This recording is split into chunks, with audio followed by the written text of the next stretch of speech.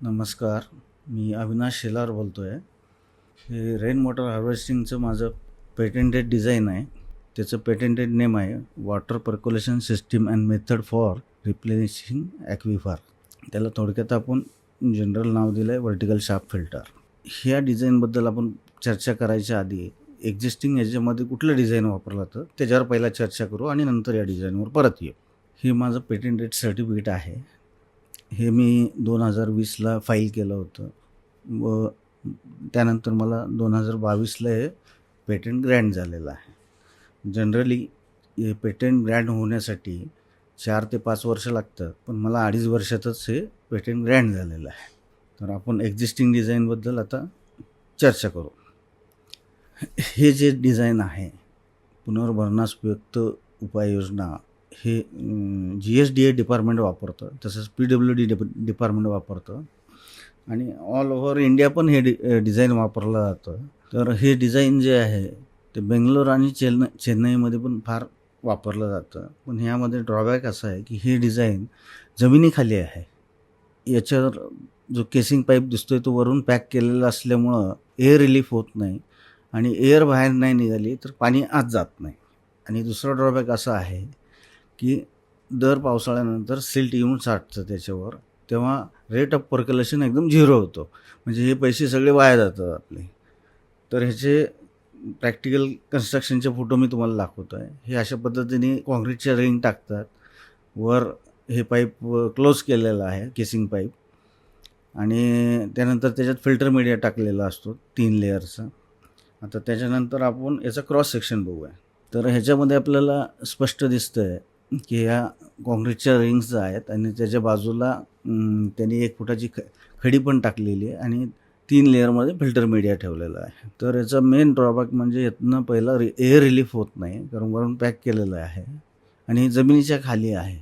दर पावसाळ्यानंतर याच्यात गाळ येऊन साठतो आणि एकदा गाळ येऊन साठला की पाणी पर्क्युलेट होण्याचं 0% होतं. म्हणून पाणी जातच नाही. आणि दुसरंही टेक्निकली कन्सेप्ट बघितला तर 3 फिल्टर मीडिया दिलेले आहे.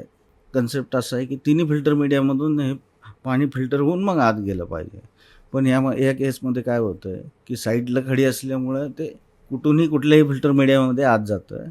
आणि माझं स्पष्ट म्हणणं आहे की या डिझाईनमध्ये पाणी आतच जात नाही, जमिनीत जातच नाही आहे. तर त्यामुळं मी माझं ते डिझाईन डेव्हलप केलं आहे आणि त्याचं प्रॅक्टिकली आपण इम्प्लिमेंट केलं व त्याचं यशस्वी सिद्धही झालेलं आहे. तर या डिझाईनला आपण जेव्हा प्रॅक्टिकली इन्स्टॉल केलं तेव्हा एक्झिस्टिंग बोर दिसतो आपल्याला स्लाईडमध्ये, त्याला ते कनेक्ट केलेलं आहे आपण.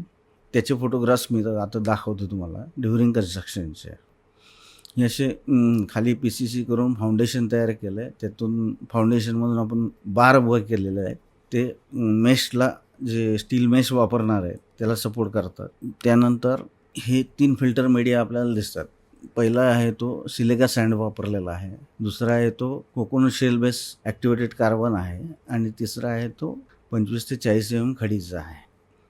सदर माझ्या डिझाईनला कॉलेज ऑफ इंजिनिअरिंग पुणे यांनी रिकमेंड केलेलं आहे आणि हे रिकमेंडेशन 2020 सालामध्ये केलं आहे. तोपर्यंत मला पेटंटही प्राप्त झालं नव्हतं. हे रिकमेंडेशन देणारे बिराजदार सर महाराष्ट्र शासनाच्या पुनर्भरणाच्या उपचाराची उपयुक्तता सुचवण्याबाबत समिती स्थापन करणे या समितीवर सदस्य म्हणून आहेत.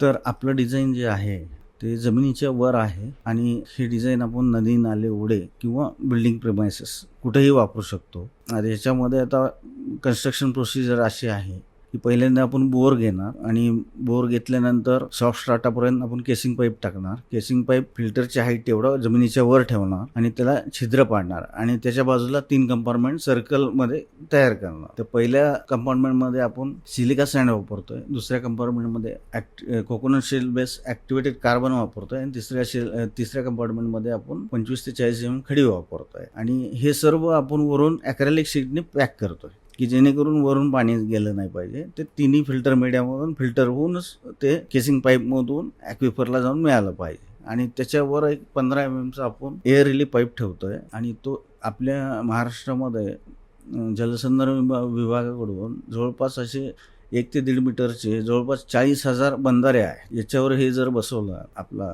Water percolation system and method for replenishing aquifer हे रेन वॉटर हार्वेस्टिंगचं युनिट जर बसवलं तर नक्कीच आपल्या ग्राउंड वॉटर लेवल जे दिवसेंदिवस खालावत आहे ती नक्कीच वर येईल याची मला खात्री आहे. आणि याच्याबद्दल मी प्रॅक्टिकली टेस्टिंग करताना एक व्हिडिओ बनवला आहे, तोही तुम्हाला इथं सादर करत आहे.